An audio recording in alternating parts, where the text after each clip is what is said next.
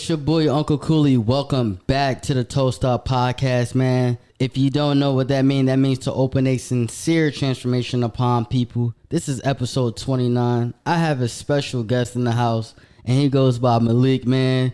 Malik, if you want to introduce yourself, bro, I want the viewers to know who you are, man. Yeah, I appreciate you for having me. My name is Malik Killen, born and raised in West Philly. Just kind of journeying through this life right now. Yes, sirski. Yes, sirski. So, listen, I met Malik through family. And truth be told, this is our first conversation ever. So I never really even said a word to him. I knew who he was, but I never really said anything to him because we never really crossed paths. So basically, I reached out via text to ask him if he would like to be on the podcast, man. So I'm super excited to actually do this. Before we spoke, we were talking so much about books, the thirst for knowledge, like how you live life in the moment, how you explore traveling. Basically, I want the viewers to know why you do certain things in that line, like how it made you who you are and the inspiration behind that. Gotcha. Yeah. So I'll start from the beginning. I had a pretty traditional upbringing. Lived with both parents, had that advantage growing up. I know a lot of people in our situation don't, get the privilege of having, both parents in the household. So that was definitely a unique opportunity that I had growing up. I had a mom that, was really serious about education at a very, very young age for me. Over the summers before, second grade, I was doing third grade homework. That way, when I got to third grade, I had already been doing it for a summer, so it wasn't really, new information for me. My mom always wanted me to be prepared academically. So I went through kind of the rigors of, private middle schools, private high schools, private colleges. And that led me to the very traditional lifestyle, right? My first job out of college, and I joke around all the time, I never had a job until I graduated college.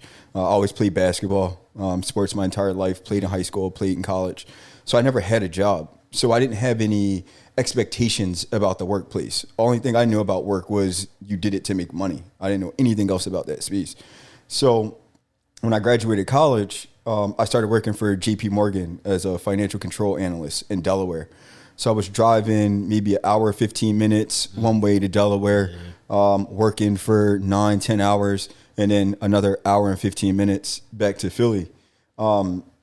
For me, if I'm being honest, that got old quickly. It wasn't enough to have JP Morgan on my resume as a finance major, right? I double majored in finance and economics. So to get a job with JP Morgan out of college, that's like the holy grail for people in that space. Man. So, but again, I had no appreciation for that job because I didn't do any odd jobs or have any part-time jobs when I was a kid. So it wasn't a step up to me. It was, this is how you live. And I've always been one of those people that I'm going to live in my truth. If this is not my environment, I'm not going to force it because this is what success looks like for somebody else. If it's not my success, then I don't feel like I need to engage in that particular space. And I need to find a thing that's important to me. So, going through the process of living in that corporate world for, a year, 2 years, again, I just looked around and kind of asked myself, do you admire anybody here? Is there any person in this building that you would like to be? If that answer is no, then you don't belong here. So why am I giving you, 9-10 hour days, 5, 6, sometimes 7 days a week, if the pinnacle of success in this job is not something that I accept or am even willing to go after? I'm in the wrong space. So it started there.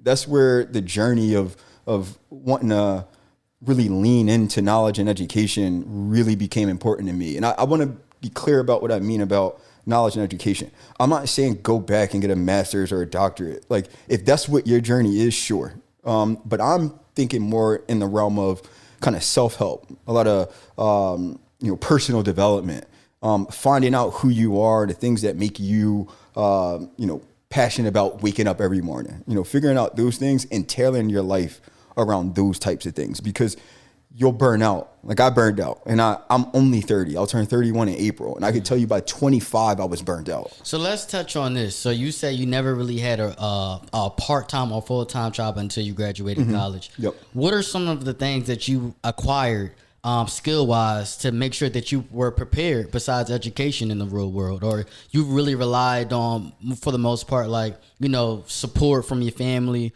or just more so just devouring books as much as possible just so you can be self-educated? Yeah, so I think, again, I had such a unique upbringing because in 5th grade, I was basically a grown man. And what I mean by that is in 5th grade, I went to a boarding school called Scotland School for Veterans Children. It's in Scotland, Pennsylvania, 2.5 hours outside of Philly. So I did that from 5th to 8th grade, where my parents could only come see me when they took that 2.5 hour drive. Now, luckily for me, I had parents that loved me to death. So my mom and dad were up to all my football games on weekends. And when it was basketball season, Tuesdays and Thursdays, they were up there. So I had that support. But the thing about being a 5th grader in basically a college environment, because I lived on a campus, I lived with 14 other boys. The school went from 3rd grade to 12th grade. So, I'm a 5th grader and mostly hanging out with high school juniors and seniors. So I kind of grew up very quickly throughout that middle school portion of my life, to the point where I think I kind of just learned how to figure it out, right? Like there was no book that taught me how to be ready for JP Morgan, right? Even the schooling that I did, studying finance and economics, didn't particularly prepare me for JP Morgan in that corporate world. But it's just being adaptable from my upbringing to begin with. When you come from the trenches, you kind of just learn to be adaptable. You know what I mean? You walk down your street in particular neighborhoods, you got to be on your guard, right? You can take some of those similar things that street smart and apply it to anything, especially in the corporate world, in terms of how you move, how you interact, how you set goals for yourself. A lot of that just comes back to traditional street smarts. And that's why I think education is a little bit of a tricky topic, because I think applied education is what's important. Don't just know things to know them. Know things that'll be applicable to your life that you can utilize to help you get from point A to point B. Yeah, and that's the best thing that you just said, because they always say knowledge is power, but I always say knowledge is power only when applied. Exactly. So when there's learned, just try to apply the information. So I want to touch base. You were working at JP Morgan. You felt like nobody was around you that you wanted to be like. Did you seek out for mentors? Did you try to basically, like, this is not for me? Like, what type of inspiration or what type of courage and confidence that you had to prepare, or the way of thinking that you were just like, yeah, I had to get out of here? Yeah, so this is my favorite story. So, and it'll sound like it came out of a book, but remember I told you I was driving an hour and 15 minutes to Delaware, Traffic, and then driving hour and 15 minutes the other way. I used to listen to podcasts. I started off listening to podcasts. Before I became a big reader, I was very, very, very seriously into podcasts. Big time Tim Ferriss fan. And one, I don't think it was a Tim Ferriss show, but there was a podcast episode that I was listening to. And Grant Cardone was on, he was the guest speaker for that podcast. And at the time, I was very thoroughly interested in real estate. And Grant Cardone is a $100 million man in that real estate space. And again, I'm thirsty for knowledge. And if the same approach that I took to JP Morgan in terms of, okay, who do I want to be like? And if I don't want to be like anybody here, I got to start looking for other people. Grant Cardone was one of those people that I looked at and was like, okay, I could get around to being interested in being $100 million man, right? Like, I wasn't super excited about making $70,000 a year, having 4 kids, being late on my mortgage, can only go on vacation 14 days a year as a corporate slave at JP. That wasn't interesting to me. Being $100 million man, traveling the world, doing whatever I want, as far-fetched as that idea might seem to people, it was enough to motivate me. So I took what he said very seriously. And one day I'm driving to work, and he says, if I could start over from scratch, I would be a recruiter. And I was like, what? Like, what's recruitment? Like, I never even understood like what that space was. So I started looking up recruitment, and he was on another podcast, like just, following the track of trying to absorb knowledge. And again, he doubled down on this idea of like stepping into sales or stepping into recruitment. I quit my job on the way to work. I called my boss. I was like, I'm not coming today. Like, I don't want to do this anymore. Like, the end of the pot of gold at the end of the rainbow does not exist for me here. So there's no motivation. So I told my boss, I'm not doing this anymore. And then I stepped into recruitment. I did it. I think I got my first interview on recruitment maybe 2 or 3 weeks after I quit my job. And the reason why is because they hire recruiters. Yeah, it's basically like a sales job. It's a sales job, and right? You're just selling people. Selling people, right? Yeah. So and that sounds messed up. It sounds messed up. And it's funny because that's kind of how I describe recruitment. Like, I say I work in sales and I basically sell other people. Like, that's kind of how it goes. Yeah. But yeah, that's how I transitioned. It was really, again, staying true to what I said from the beginning. I'm going to emulate the people that I want to become, or at least they put me on the path of a lifestyle that I think would make a little bit more sense for me. Now, fast forward 5 years from the time that I've been at JP Morgan, my priorities have shifted a little bit in terms of, what I'm targeting in my life now. And that's why I'm much more interested in travel, exploring different cultures and getting outside of my comfort zone. But that's how it started for me. Just identifying who I wanted to be and following the steps of those successful people. That's kind of my formula at this point. That's a beautiful thing, bro. To have the courage to just quit your job on the way to your job. Yeah.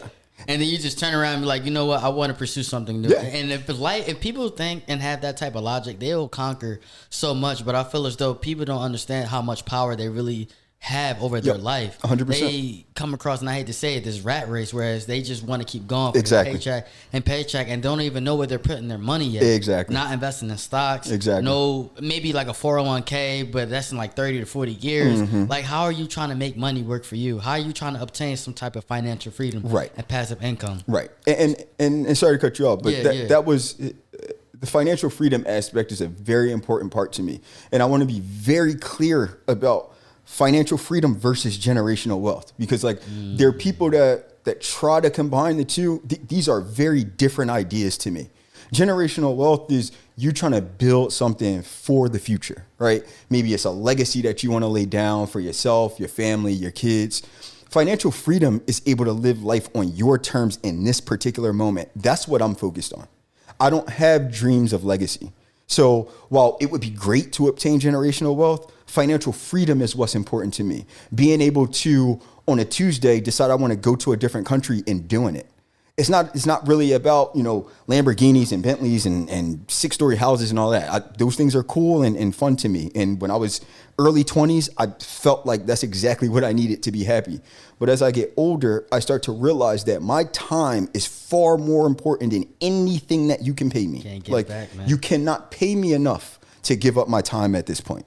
So that's why financial freedom to me might just look like $3-4 grand a month.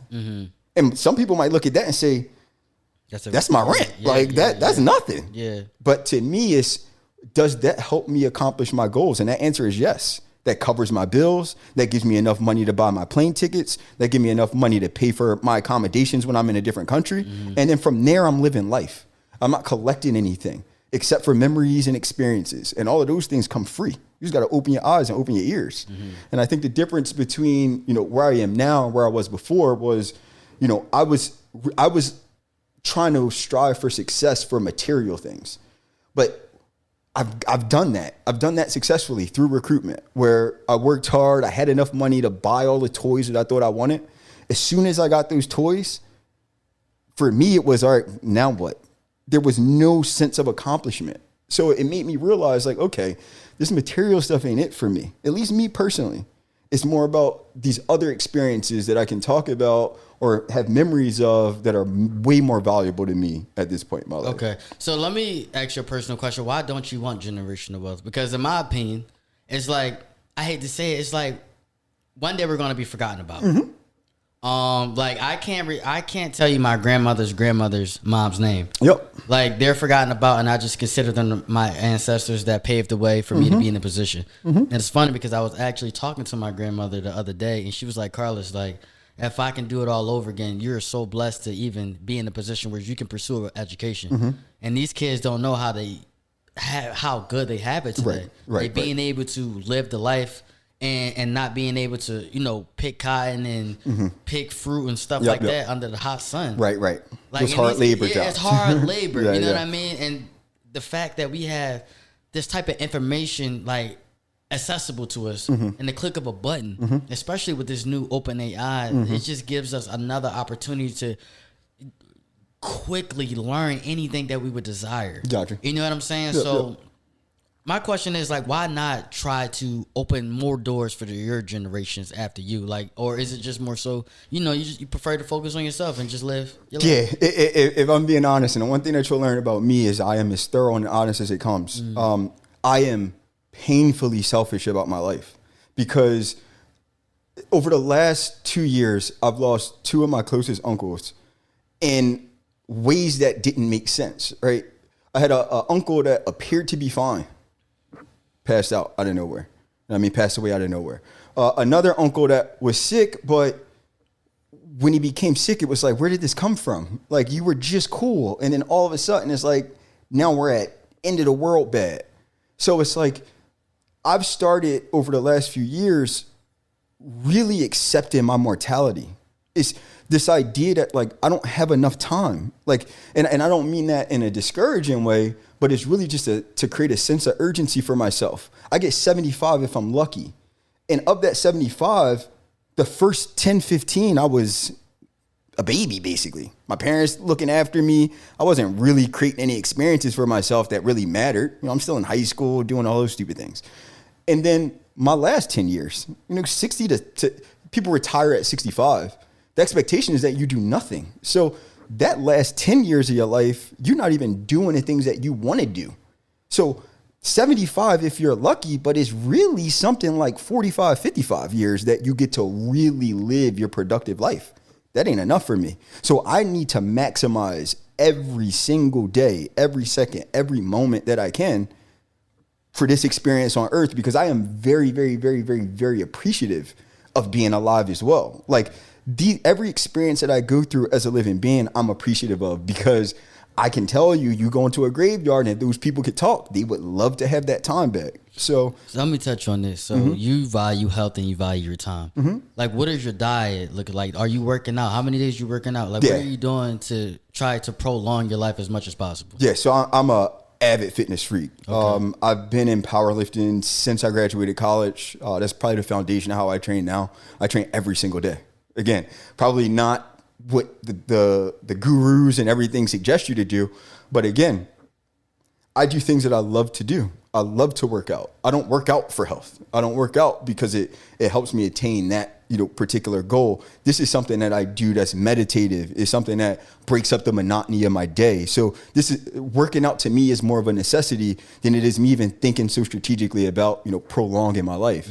Again, I try to create a lifestyle for myself that makes sense holistically.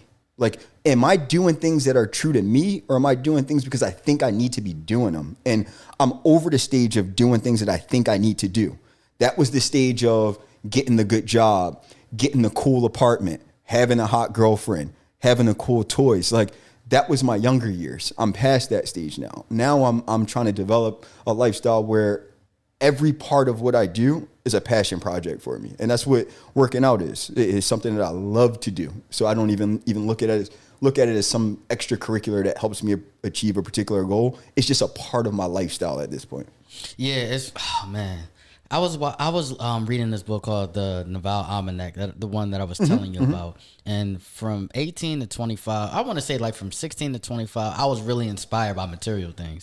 That was like the motivation. Like, I want 100%. The big house. I want the fly clothes. I want the best cars. And it wasn't because it was defining me, but it kind of represented how far I can take my mind. Yep, fair enough. Because I know I can achieve those things. And now that I'm 27 years old, I had to look back like, damn, like, I don't really care for those things anymore as much as I want. I used to, because it's like I feel like after 25, your body starts to change. Yeah. And that's when you be like, oh, shit.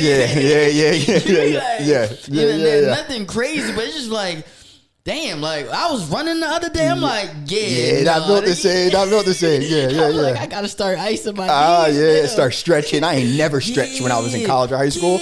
Now I got to stretch just to get to the gym, bro. I'm just like, they got me stretching before the gym, right? Cool downs. So I'm like, cool. Like now I just know that your body truly ages. Like this youth is not forever. Yep. And it happens so quick. Like from 0 to 16, you're so, I can't wait to do this. I can't wait to do that. 16 to 25, it's like, I'm going to school. Like you start to be like feel and achieve that little bit of independence going to college, being away from home. And then like after 25 to 30, you know, if you're privileged enough, you know, you live on your own independently. And then it's like, damn, like it just happened like that. Then you start looking at more life like, wow. Like now I want freedom. I don't want to be stuck in the rat race. Exactly. Like I don't want to be working 5, 6 or whenever you feel like I need to work because to benefit you. Exactly. When I'm worth more. Exactly. And most of the corporate, I hate to say it, they don't appreciate young black or black men or black people in general. Yeah. Talk to you all crazy. Yeah. Try to disrespect you or try to belittle you, or you just basically hinder your own growth just to make you feel like you're stuck. 100%. So, that being said, it's very important that young black men and black people in general, or all minorities, understand that the power that you have, they go anywhere you would desire in life. And I want to touch on this too. They said the more desires you have, the more chances that you will become unhappy. Yep, 100%. Because with all the desires that you have, you're setting yourself up for the opportunity to not achieve. Like that's the other side of chasing anything, right? A lot of people think narrow-mindedly about success. They just think, okay, work, and then success comes. And in a lot of cases, that's true. But you could also work, and then fail. So, you know, you got to be very conscious of the effort that you put in. And one of the guests that you had, I think his name is, or his Instagram name was Vision is a Verb. Tyler. Yeah. Shout out to Tyler. Shout out to you, Tyler. Yeah, and I was scrolling down his page and looking at the snippets of the podcast that you guys had.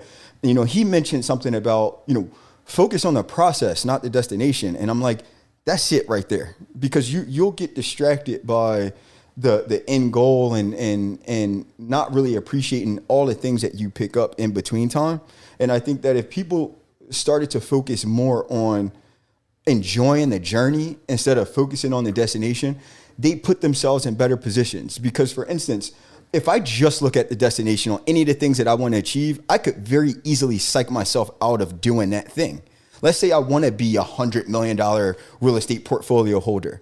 That's a big goal. And if I sat down one day and really thought about how much $100 million in value is, I could very easily talk myself out of that goal. But if I step back and set a plan for myself and just commit to the grind of getting to that 100 million, now my motivation is different because I'm looking at these little bits and parts of that larger goal. These things are a lot more achievable. Malik, wake up on Monday and do 6 prospecting calls. And then on Tuesday, write 2 newsletter articles. And then as opposed to thinking, okay, today you've got $0 and you got to get to 100 million in value.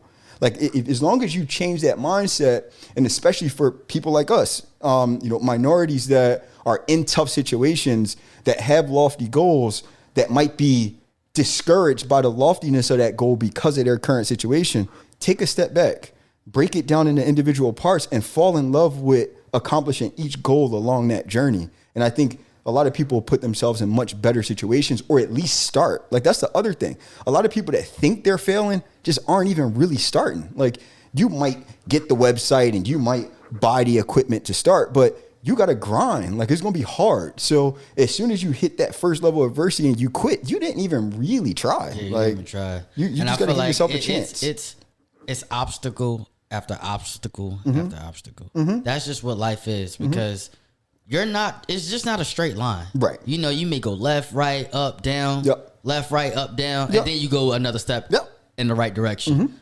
And that's just part of the grind. And I'm glad that you touched base on this, because I always had, like, I'm like a self-improvement junkie. Like I cannot sit down. Like I always have to constantly like be doing something productive. Yep. And last week I figured out, I was reading the book, the Almanac, and it said the fear and greed that you have of not doing anything is making you have anxiety that you're not achieving what you really want, the bigger picture in life. So I had to learn how to rest because I'm like a person like, okay, I'm working, then I'm doing this. I'm doing a podcast. After the podcast, I'm working out. After the working out, now I got to eat clean right after. Then after that, I didn't read today. Okay, dang, I didn't like watch a documentary and learn something. Right. Oh, now I got to clean again. You know what I'm saying? It was like, you're not resting. Yep. Now it's like, you know what I mean? So it's always back to back. And then I had to take a step back. It's just like the fear of you missing out on opportunity and the fear of like you not being productive all the time. In reality, you're really hurt. You're overwhelming yourself. Exactly. You're not balancing that life that you need. Exactly. You don't always have to be standing up, doing something, because sometimes all because you're busy, that doesn't mean you're being productive. Exactly. You know what I mean? So I want to like touch base on that and hear your perspective on, do you think most people have the fear or the type of greed that, you know, they miss out and it causes them to overwhelm themselves, stress themselves out? 100%. And I'm a testament to that. Like my first 7 years working was me working harder than anybody else because I felt like that was the only way for me to be successful. Now, again, you understand the work that I did when I moved to recruitment and sales. That's a grinded out job. Like you got to hit particular numbers, you got metrics and stuff that you got to hit, KPIs. So, you know, for the first, 5-6 years of my recruitment career, I was balls to the wall, no days off, not seeing my parents, like working 10, 12 hours a day, working on weekends. You could call my mom right now. She probably thinks I'm working now. Like that was my expectation when I first started off. But I started to learn really quickly that is not where you find success. And the reason why is because I found myself scattered, right? When you're always, trying to be active and busy, you're not giving your full attention to any task because you're working in kind of spurts of an hour if you do a lot of stuff, or maybe 2 hours, right? And you're doing a lot of surface level digging of whatever work that you do. So the way that I actually remedy that is if you look at my calendar now, I don't have particular appointments on my calendar, but every single minute of my day is blocked out. I've got work blocks, I've got rest blocks, I've got kind of entertainment blocks, right? So I've got a block of work where it's just 2 hours, 3 hours, head down, anything that I need to get done gets done. And then I give myself an hour after that just to do whatever I want. Maybe I play a video game, maybe I read a couple pages of a book, maybe I walk outside for a minute, go get something to eat, and then I bring myself right back. So I still have that same focus that I had when it was like balls to the wall, working every minute, every day. But now I've just kind of segmented it to give myself that resting period. And I think that's important to reset and kind of offer different ideas of creativity. If you're always grinding, always in the work, you're just constantly looking for immediate solutions. But if you give yourself some time to rest and you're not in that work mode, now you can start to be a little bit more creative about how you approach some problems that you have, because it's not such a dire situation of, I need to get this done right now. I'm in a resting period. I'm chilling. Oh, you know what? That project that I was working on, it might be done a little bit better if I took this perspective. And I'm just doing that while I'm chilling. There's no pressure on me because I'm not in work block where I got to get anything particular done. It's just, let's think about the work right now. Let's take a step back. I like to relate it to sports, right? You could go into the gym and I'm speaking about basketball, you could shoot thousands and thousands and thousands of shots a day, right? Or you can also take 500-600 shots and then spend 30 minutes watching film, understanding angles, understanding your opponent. It's a different type of work, but it's still work. It's not that gung-ho work that you've been doing that you feel like you need to do to be busy. It's a different area of work that might open up a different door. So now instead of thinking about, pounding out the shots, it's like, okay, I can be a little bit smarter about my process now. So now I don't even have to be as good. I've just got to be a little bit more intelligent. And you only got that intelligence part from sitting down, being able to relax, reflect on the work that you're doing, and allowing yourself to come up with some alternative ideas. And I think that's the importance of resting. Even if that's probably more of an active rest than a traditional rest of doing nothing.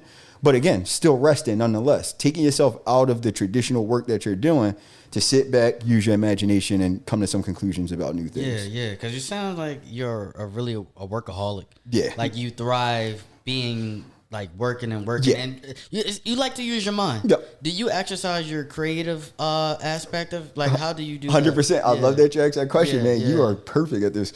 That's another part of my calendar. So I've got an hour at the end of every day that literally just says creativity. And it can be anything I want it to be. It could be painting abstract pictures. It could be making music. It could be any realm of creativity that I can think of. It could be sketching. It could be journaling. It could be, writing poetry. Anything in that creative realm that I feel like I want to step into, 30 minutes to an hour every single day. Doesn't have to turn into anything. Doesn't even have to be completed.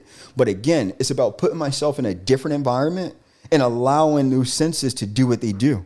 I could be painting a picture and I might hit a black line, and now all of a sudden I found some weird motivation about a process in my job that I can make better.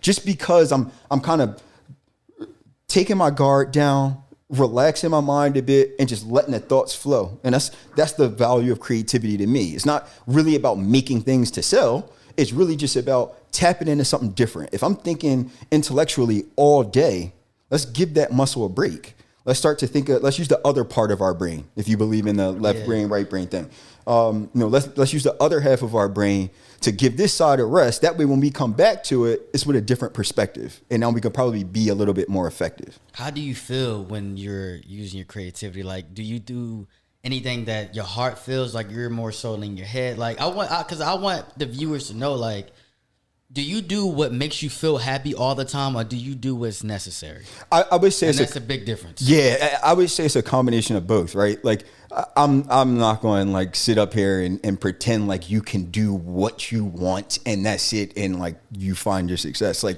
there are tons of things that I do that I don't want to do, but I know that I have to do it in order for me to reach what my larger goal is. So I'm not as freewheeling as it may seem in terms of, I do like to structure my life to where I'm only doing the things that I want to do, but I'm not naive in understanding that, like, listen, there are some things that I just got to buckle down and get done for the greater good. So that's the approach that I take. Okay. And before the show, you told me that you travel a lot. Mm-hmm. And you spoke about New York. Like, in my opinion, you already know how I feel about New York. Yeah.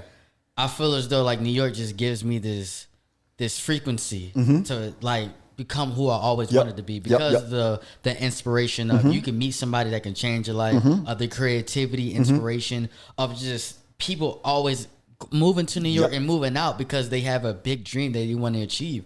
I want you to touch on that, and I want you to touch on what's the difference between sometimes leaving home and because I think a lot of people they don't really have that type of confidence to like, I just want to go up and just leave.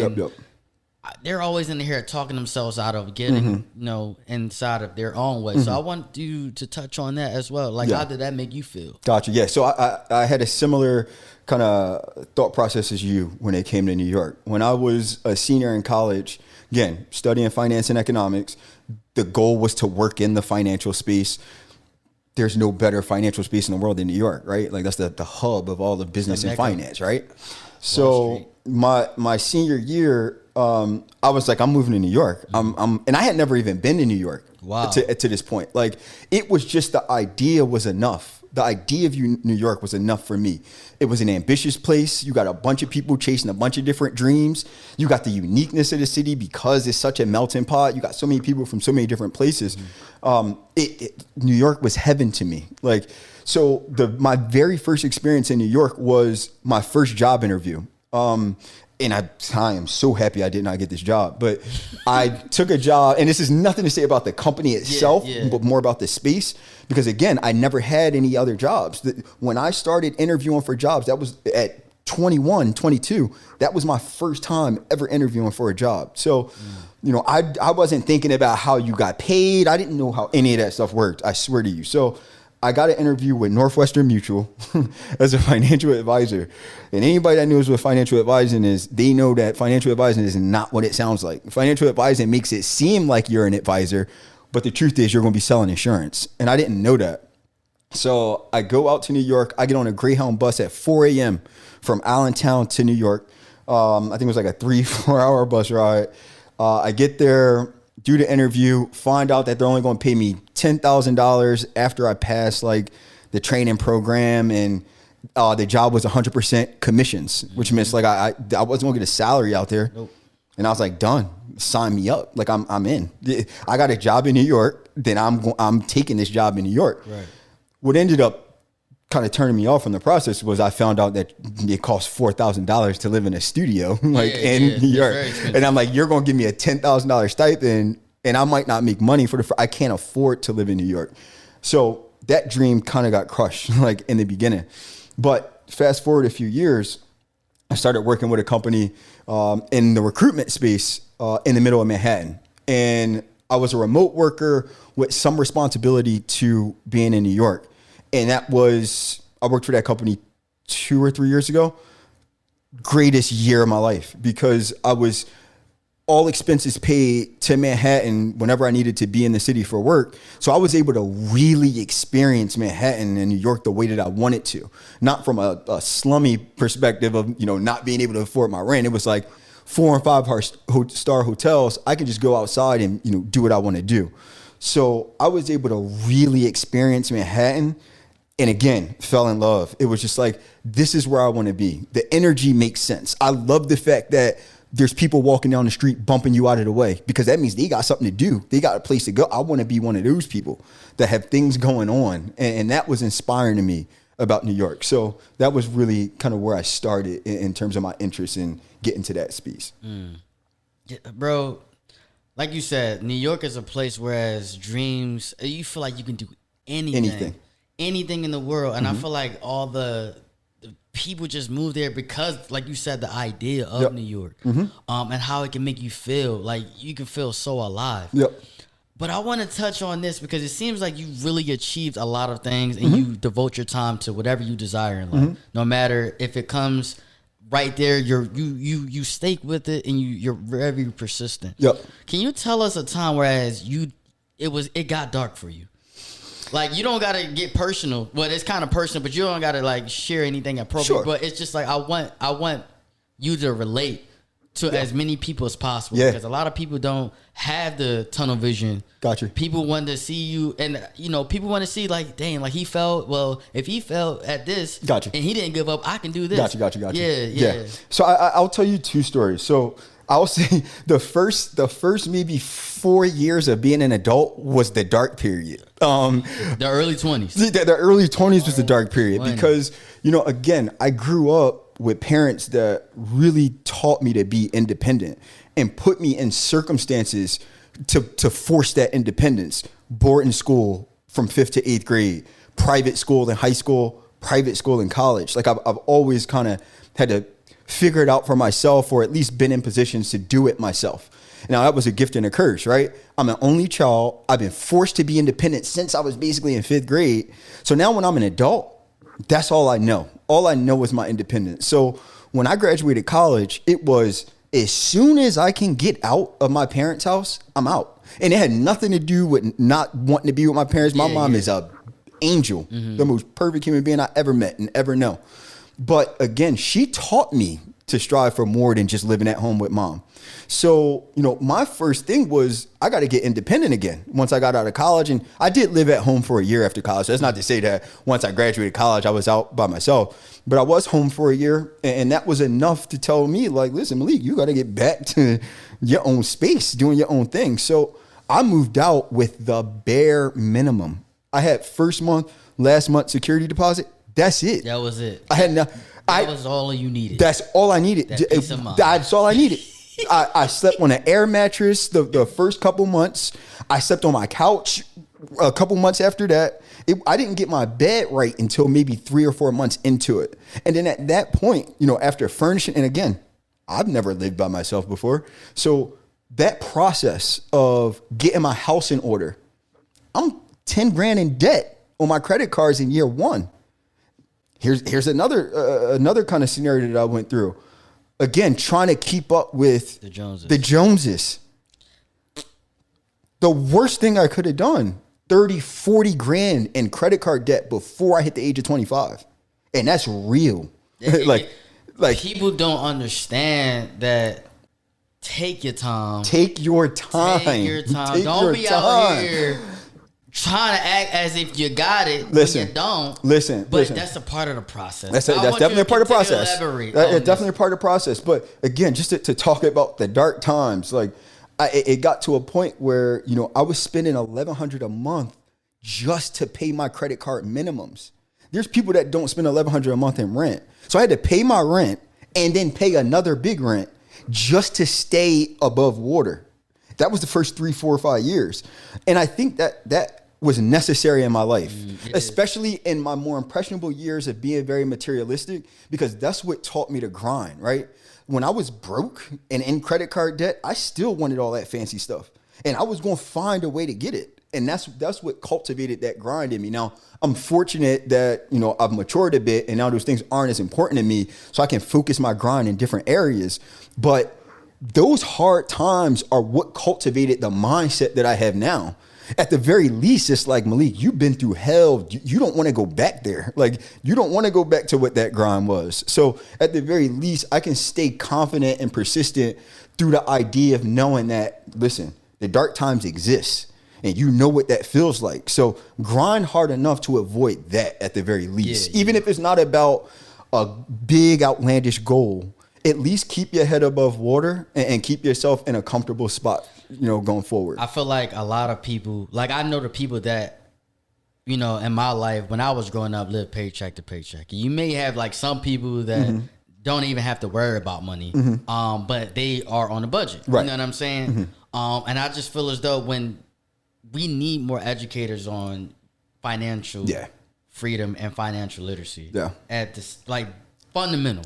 Because nobody teaches you, nobody taught me. Like, I had my mom and pops, like, telling me, you know, apply for a credit card, apply for the credit card. And, you know, you get denied because you don't got no credit. Right. And then I did a lot of research on, you know what, I'm going to get my first credit card. And it had like $300 on it. And now, you know, I'll build that up, $300 turn to $500, $500 turn to $800. And I'm like, okay, cool.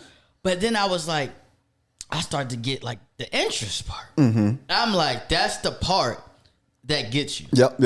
Because now it's like you think because you pay a minimum balance, you're going to be in debt for the rest of your life. Because that's the way money is created. And a funny thing about that is I actually, so to put this into better perspective for people that don't really understand what 30,000 in debt feels like, I don't know how you don't, but to give you a better context, I maxed out 4 credit cards twice before I got to age 25. So that's a serious financial burden that you got to undertake, especially at that age when you're expecting to be out and partying and having fun. I got to pay serious bills at this point. So it's like my goals now are more about avoiding that burden than it is like any of the material stuff that came out of it, right? Because that burden really came from buying Monclers, buying Gucci, buying Louis Vuitton, all the stupid stuff that I thought I needed. Liabilities, right? All it is. None of that stuff makes me money. So, and to be completely honest with you, and again, this comes from somebody from the trenches. When I didn't have that stuff, I swore up and down, the moment I get it, my life will change. I spent $1,100 on a jacket, and guess what? Nobody looked at me any differently. Nothing in my life changed from buying that materialistic stuff. And to be honest, if anything does change, I don't think you want those changes. Exactly. Right? Because you don't want to be respected more or less because you have a Moncler. Exactly. Or because you got $5,000. Exactly. Like, why would you want those people around you? Exactly. And that's, even if, and I want to touch base on this, all because your lifestyle is different. That's it. Or because I'm flying out. Exactly. Or because I have my own apartment. Exactly. Or because I got this and that and this and this and I'm driving this. Doesn't mean you're more or less than any other individual. 100% agree. And I feel as though a lot of young people in their 20s or late teens, or and even all their life. That's like, now I'm growing up and I'm like, people do this in their 30s, 40s, 50s because they want to seek that validation of being accepted and quote unquote having this type of status symbol. When I'm slowly but surely, money is nothing until it's used. Exactly. Money, it's a tool. It's a tool. That's like, I use money to transfer my wealth, buying stocks, buying real crypto, buying real estate or trying to pursue them things, because that's what matters. Assets, ownership, equity. 100%. Because now you can buy your time. Exactly. It's not about the other bullshit. Exactly. 100%. It's about those assets. If I could just buy an asset just to make money and never like buy time, I wouldn't buy it. But I'm buying those assets to buy time, to spend more time with my future kids, to spend time with family, or even buy more resources for my loved ones. 100%. Because people don't understand that tomorrow isn't promised for no man. Every day is a great day to be alive. Exactly. And that's the approach that I take. That it is a great every single, and you know what? Like I think it's great that you bring that up, right? And here's the mindset shift that I've tried to adopt like over the last couple years. Every day is a great day to be alive. You alive. Like you woke up this morning, bro. That's it. Like no more, oh, I'm not going outside because it's raining. Or I'm not going outside because it's cold or it's snowy. You know what I mean? Or it's too hot. One of these days, I'm going to wish I had a rainy day. I'm going to wish I had a too cold day. You know what I mean? Like, I'm going to wish I even had the energy to be able to go outside and be cold. You know what I mean? It's like, that's how I'm thinking differently now. Taking advantage of every single day, regardless of circumstance. And again, it's all a mindset thing. Change the idea, and you can change how you feel. It's a rainy day. It's a cool day to use my new umbrella. Instead of being like the perspective is what matters. Instead of saying, it's a rainy day, I can't do nothing, I gotta sit home all day. I don't think that way now. I just got a new jacket. It's a cool day to show off the new jacket. You know what I mean? And again, not about the material things, but it's about changing the perspective, changing the mindset around whatever you're experiencing. Even if you're going through a struggle, it's like, I'm glad that I can go through this struggle, because at the end of it, if I survive it, I'm going to be better for it. So I'm going to embrace the grind of this struggle today. I'm not going to shy away from it. I'm not going to run from it. I'm just going to take it for what it is and try to make something productive out of it. And I want to acknowledge that, because I feel as though whatever anyone is going through right now, in 5 years, it's not going to matter. At all. It's not going to matter. Like, love your family. Call your parents. Call your siblings. Call your friends.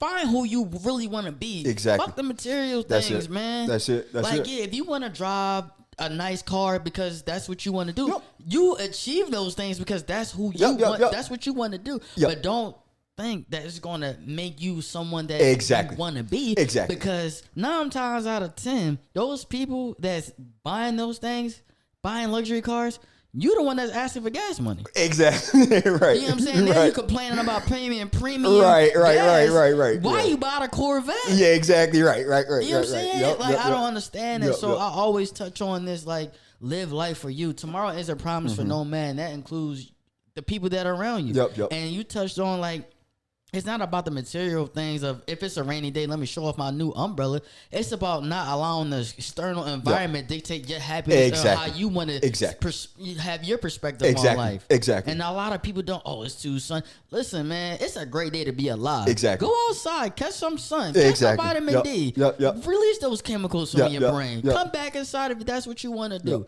You know what I mean? But every day it's a blessing to be alive, man. And just to touch on, taking positive or taking negatives and turn them into positives. We talked a little bit before we went live about my trip or supposed trip to Guatemala. And every other circumstance, and I guess I'll get a short version real quick. I planned on backpacking through Central and South America for the next month, starting yesterday. I booked a one-way ticket because, again, I planned on backpacking, so I didn't have an idea of a return flight. I didn't even know what countries I was going to go to. Right. I booked a one-way ticket and one night in a hotel, and I planned on being out there for a month. So I very genuinely was going out there to travel. I show up in Florida because I had a connecting flight, so I had to fly from Philly to Florida and then Florida to Guatemala. But I found out, once I got to Florida, after 3 hours on a plane, I couldn't get into Guatemala because I didn't have a return flight. They've got some rules about you got to have a return flight, otherwise you got to apply for a visa or something crazy like that. So it basically stops people from leaving the United States, going to another country, and staying there indefinitely. They basically want to show that you're just there for tourism. So I'm like, okay, cool. The normal person would have been pissed off, right? Like, I just spent 3 hours, on a plane. I end up missing my connecting flight because I had to figure out, like, this return flight fiasco. I could have tried to salvage the trip. Like I told you before, I looked at Costa Rica, looked at Colombia, could have flew out of Florida to those places, but my energy wasn't great. So I was like, I'll just pass on it. But I looked at that as an opportunity to say, okay, Malik, you just spent basically an entire day in a plane or in an airport, right? What was the benefit of that? Well, one of my longer term travel goals is to travel to Japan. And that flight can be crazy. You're talking about upwards of 15 hours to get to Japan. So obviously I've never done that type of trek before. But what I learned through my experience failing to get to Guatemala is that if I gotta sit on some planes, if I gotta sit in a airport for 6-7 hours for a layover, I can do it. So while I didn't reach my goal of getting to Antigua, I did learn some things about myself in that traveling process that now maybe I'm a little bit more confident doing a longer trip because the logistics of it don't scare me as much now. So it's, again, taking a negative situation of missing that opportunity to be in a different country this weekend and turn it into something that says, you know what, Malik, this gives you a little bit more confidence to follow through on your goal of getting to Japan. Because at least now you know that you can deal with the burden of sitting in hotels, sitting in uncomfortable flights, and it won't bother you. So that's, again, the approach that I'm trying to take with my life going forward. Less complaining and just really trying to see or find the silver lining in any experience that I have. So with the rich mindset that you have, I'm curious on, like, because you're not really active on social media. Why is that? Like, do you care not to, like, vlog your lifestyle or like blog your lifestyle or like share your thoughts with people, or you prefer just like, I don't really care, I want to do me and live for me? That's a great question. So I used to vlog a lot, and if you ask anybody that knows me from high school and college, they'll tell you that I was the annoying poster. Like, I'm posting status updates every 5-6 minutes. I'm posting videos to Instagram every single day, especially when I was powerlifting. I did a lot of vlogging on my Instagram and YouTube to show people the journey of my powerlifting. I did powerlifting pretty seriously. I competed in nationals, had a couple state records in a couple different weight classes. So I used to be very heavy on social media. I actually used to have a sponsor for my powerlifting, Chaos and Pain. Shout out to them. And they used to, I had an affiliate deal with them. So, you know, I used to have to post just to fulfill that contract. You know what I mean? 2 posts shouting out pre-workout or a protein shake or whatever it was. So I was very, very much into it. What I started to learn, though, is it became like an addiction, kinda, right? So I started to post because I like the feedback. I like the likes. Like, I was very much falling into like that dopamine addiction. Like, I wanted to be accepted by the internet. Like, so if I wasn't getting 100 likes on my post, that post was coming down.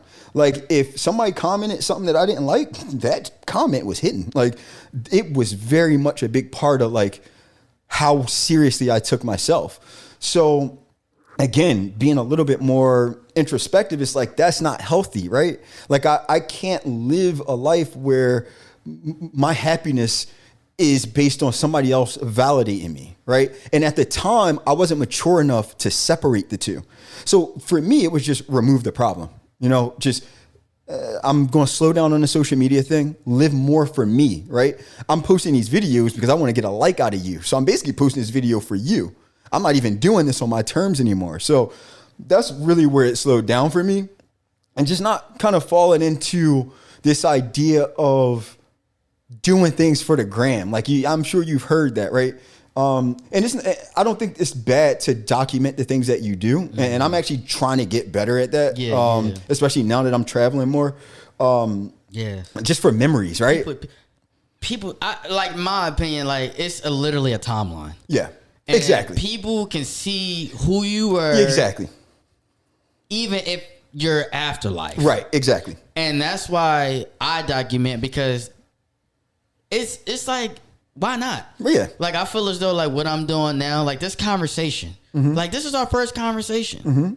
ever. Yep. You know what I'm saying? Yep. So it's just more so like the substance people can get out of like a simple conversation like this. Not talking about the small talk like what Beyonce did or what Kylie Jenner did. This is like real conversations, whereas this can potentially impact somebody in a positive way. Or like vlogging your lifestyle and empowering people to be themselves. Yep.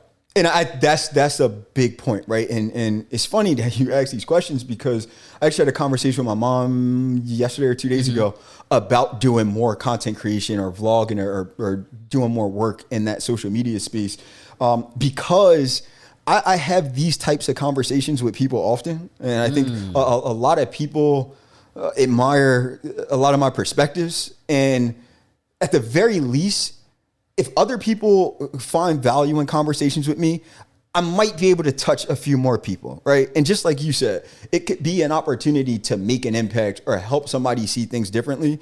And if I can provide that value to somebody, I think that's something that I have an obligation to do. And that's why I want to try to transition. That's why I took this opportunity, right? Yeah. To put myself, again, outside of my comfort zone into a different space and try to learn something new. Yeah, because like the internet has a way of like reaching people that you may never meet in person. Yep. And they can view you as a mentor. Yep. And not a lot of people, like, you know what I'm saying? Like that look like us, that's educated, that speak formal or informal. Yep. You can reach them and just give them a different perspective. Yep. And then they may just dive in like, oh, I like this guy. Yep. Like, who is this guy? And then start following you because they like who you are and how you make them feel. It's not about the subscribers. It's not about the likes and views. That's going to come. Yep. Live in your purpose. Do what you want.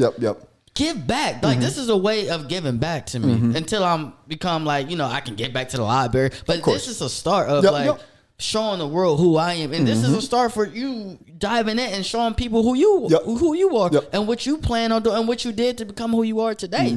And that's so important. Like, you don't want to rob people and not give people the joy of not meeting who you are. Exactly. And that's what if that's what you want to do. Exactly. You know and again, and we talked about this a little bit before the show too, you know, reading and utilizing books as mentors, you know, I almost feel like I have the responsibility to share any knowledge that I have. And again, that's not to say that I got the answers. I am not suggesting that if you follow me that you will be successful. Like I am not suggesting that at all. But what I will say is I've benefited this far in my life through the experiences of other people.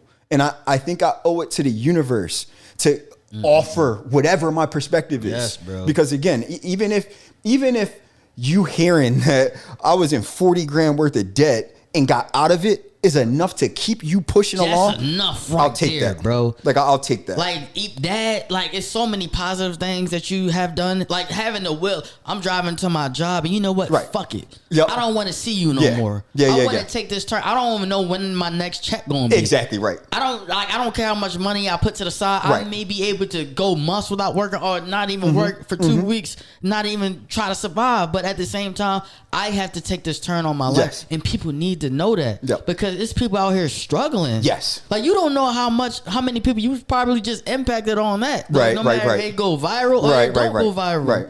But it's just a simple fact that whoever watched this podcast, they may just find interest like, I really have that power? Damn. Like, this nigga. And that's all it takes. Yeah, like, this man quit his job. Yep, that's all it takes.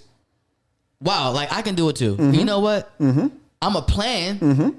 I may not have the confidence and guts to just not go to my job. Yep. But I may plan to just like, of course, go out. Yep. And that's why I said, like, with this new technology, bro, this is like the new revolution of information. Everybody's coming out with a podcast. Everybody, and I'm not the type of person that's going to put a tripod. And I'm not like, if you're doing this, like, I'm not saying it's bad, but I'm not the type of person that put a tripod and then walk away and then like come get it. Right. Sure. Yeah. I'll carry Sure. a camera, Yeah. I got you. Yeah, the ones that like put a thing down, they walk 2 blocks and they come back. I respect the grind, but not my day. Listen, when that check comes, it don't matter. Right. Yeah. I respect the grind. You know what I'm saying? So at the end of the day, shout out to everybody that's living in their purpose. And I'm glad that you came on the show, man, because you gave me some type of information and some type of like aura. Like, yo, read as much books as possible. Seek knowledge. It's not about the material things. It's all about that time. Yeah. With whoever you want it with, however you want to spend your time. Yep. Try to accomplish that because the Mercedes, the big house, you can't take it with you. Can't take it with maybe give it away, but live your life. Live your life. You know Yep. what I mean? So I want to touch base. Like, this is the last thing, man. What are something that you wanted to say on the show or like talk about? Yeah, I think to me, the one message that I want to make clear is something that you touched on is live your truth, man. Yeah. Live your truth, because I lived somebody else's truth for the first 6 years of my professional career. And on the surface, and I'm talking about, what my paycheck looks like, where I live, the clothes that I got in my closet, you might think that I'm doing well. But I can promise you that it wasn't until maybe a year or two ago that I really started to feel like, okay, I understand who I am, understand what makes me happy, understand what goals I want to pursue, what things I want to achieve. Like, that has been more valuable than anything that I could afford. Now, don't get me wrong. Like, I'm not going to pretend like one of those people that's just like, don't strive for nice things. Like, that's not what I'm trying to say at all. I'm a big proponent of leveling up if you have the means to do so and that's what you're interested in. But if you can find a way to simplify your life, you will find so much more benefit and you'll find such a more enjoyable experience than if you've got to keep up with the Joneses, right? Because it really comes back to this. You look next door to Larry with the Lamborghini. Larry with the Lamborghini probably got that Lamborghini very easily. He probably didn't have to sacrifice a ton to get that Lamborghini, but you don't see that. If he's $100 million man, a Lamborghini, that's a $100 car to him, right? But you don't see that part. All you see is the Lamborghini, and you think that that's a symbol of success. So you do whatever you think is necessary to get that Lamborghini, but you realize you burn yourself out. Well, that's not me. It's what you want. So that unless you can accept that, that might not be a thing that you want to pursue. And that's what changed for me. I could technically, I very strongly believe in work ethic. So I could technically get anything I wanted if I put enough work in to get it. But the thing that the question that I've started to ask myself is, is that grind worth it to me? Do I want to work 60, when I was in the corporate space, do I want to work 60, 70, 80 hours a week to afford that $4,000 a month apartment? Or do I want to work 30, 40 hours a week, live in that $2,000, a month apartment and have 6, 7, 8 hours a day to do anything that I want to do? Like, that's the mind shift change that I went through. It's really understanding what you want to do and who you want to be and chasing that and not chasing the status symbols. Because the other thing is, like, people don't care as much as you think. No, like, they really don't care as much as you think. Like, you can have that stuff on and like, it won't change your life as much. And I read a book called The Subtle Art of Not Giving a Fuck.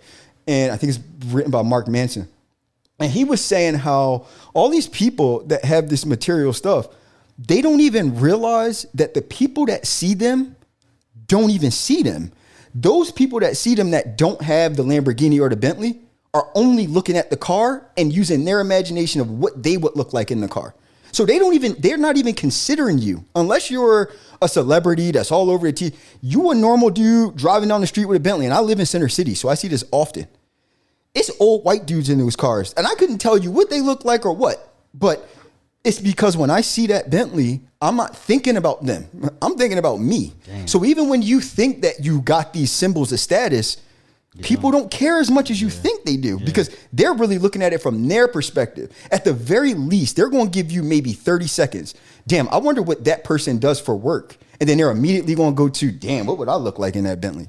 Or what would I look like with that Louis Vuitton or that Gucci on? They ain't even thinking about you. Perspective. So you're buying stuff for people that don't even care that you got it. Like, that don't feel very productive to me. So, again, if that's who you are though, like if that's what genuinely brings you happiness, then by all means pursue it. Yeah. When I'm talking to the people that are like me, that thought that was the way, that because they grew up in the slums, they thought that having a mansion or living in a penthouse, or because they used to get on SEPTA, they think that having a Lamborghini or having a Bentley is better.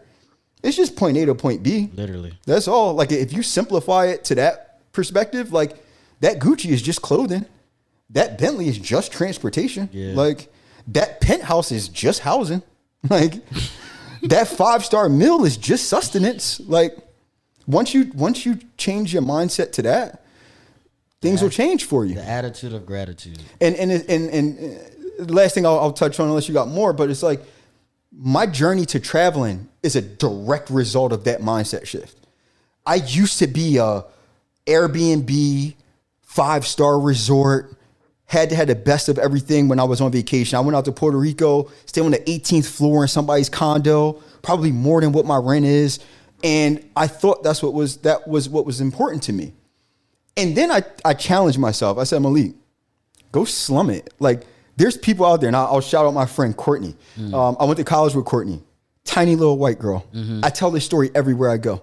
Tiny little white girl. She's been through some of the most traumatic shit I've ever heard of in my life. And I won't talk about but she's been through some shit. Yeah. And she backpacks through Europe. Tiny little white girl backpacks through Europe for months at a time by herself. And I'm like, if she can do it, I can do it. Like, if she has the comfortability of putting herself in these awkward positions, I need to have that same type of courage and confidence. And I challenge myself to put myself in her shoes, right? Let's skip the hotels. Let's skip the 5-star hotels. Let's skip having 3 bags for a 4-day vacation. Let's bring 1 bag. Let's go somewhere that's extremely affordable, and let's focus on the experiences. So I went to Mexico about a month or 2 ago. I stayed in a hostel, which is the very opposite of a 5-star hotel or Airbnb. You're talking about being in dorm rooms with 16 other strangers, no privacy, 2 showers, 2 bathrooms, right? People coming in 5 o'clock in the morning from partying. Some people there just to, do work and sleep. So, it's a grind. Courtney just really kind of inspired me to step outside of my comfort zone. And what I learned was, I can simplify life. When I went to Mexico and stayed in the hostels, it was the priority wasn't about comfort and relaxation and luxury. It was about the experience of being in Mexico and the people that were around you. And that's something that I thought was fairy tale shit, if I'm being real with you. I never really believed in it. It sounded good for movies and books, right? But I had never experienced that myself until I went to Mexico, and it was really just shoulder to shoulder. Our experience is going to be about, what we learn about these other people, the things that we experience in Mexico, the activities that we do. And that completely changed my life. The people that I met in Mexico just kind of reminded me that the material stuff is fine and good, but the connections that you make with people is far more valuable. Part of the reason why I was even able to consider going to Antigua is because of the people that I met in the hostel in Mexico. A few of the girls that I met there lived in Guatemala and suggested that as, a travel destination if I ever wanted to backpack through the area. So, being in that circumstance and putting down my guard for one, and then, also opening up my eyes to, different experiences led me to a new passion project in traveling, which I would have never experienced if I would have just stayed shallow and closed-minded about how I wanted to operate. So I would, again, just suggest to people to, find your truth. And the easiest way to do that is to do everything. So anything that you think you want to do, just do it. If you ever wanted to start a podcast or a YouTube channel and you don't think you would be successful, start it anyway, because the value that you might get out of starting that process might go beyond YouTubing, might go beyond podcasting. You might start a podcast, but find out that you really have a passion for video editing. And while you started off thinking that you were going to be a podcaster, you just found a completely different lane serendipitously only because you tried something. So don't worry so much about what the thing is that you're doing. Find something that's interesting enough for you to start, and then again, fall in love with the process, because that journey in and of itself might take you to a better place. Same thing with me in recruitment. It's like I started off in finance. I, got exposed to some information, and that allowed me to create a lifestyle change that turned me into the person I am today. I don't know if I'm sitting here talking to you about my experiences and living more of a free life if I don't have that initial bad experience of living in the corporate space. So I very much owe my current existence and happiness to the struggle that I went through early on in my career. And again, it came out of the root of that process. I didn't end up finding my happiness in finance. I ended up finding my happiness in traveling, which came as a result of hating my job and wanting to change my life. So start small, start anywhere, and then just kind of figure it out as you go, and just keep your antennas sharp about the things that really, you know, light the fire in you, and start to pursue those things. So that's my lasting message, man. Just go for it. Shout out to the journey that made you who you are today. Thank you again, Malik, for dropping the gems, man. Sure.